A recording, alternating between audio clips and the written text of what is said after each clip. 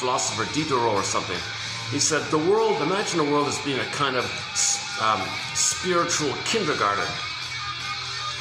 And we're all confused infants trying to spell the word understanding or love with the wrong blocks.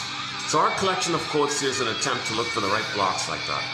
These quotes here hopefully can offer a little reflecting. That's Perseus with the shield, a little discerning, again, a sort of discrimination, sort of Perseus, the thread. Okay, so when Theseus goes into the unconscious labyrinth, he thread, some kind of guy. Emily Dickinson calls it a lantern, giving you vision.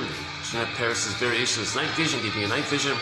So when you go in the labyrinth unconscious, before you get to the Minotaur, okay, that's your radiant mother fused with your mother, and poof, Minotaur. Remember, primary imitation process. Okay, monsters of dead like that. So that's the mother complex. The more the mother hurts the baby, the more the baby's tied to her and fixated there. He's got to pleasurize it, can't know it, keeps himself busy in hope mode to find mother. In the hope mode to find mother, that pushes back the pain. The pain's still there. The Minotaur's still there. Remember the Minotaur in the fairy, it gobbles up all the time? In the myth of the Minotaur, he's gobbling up all the time, right? People are thrown that gobbled up. So your feelings are being gobbled up. It's pain, pain. So hope, to push back, to not, to maybe briefly sedate, to sedate or push back, or let the Minotaur have a rest or something when you're in hope mode. Because when you're in hope mode, you're safe. But if you can't make yourself feel safe and loved in a moment, well, the pain is timeless, so still the pain is doing it. So the Minotaur gobbling up the men in the myth is the constant pain.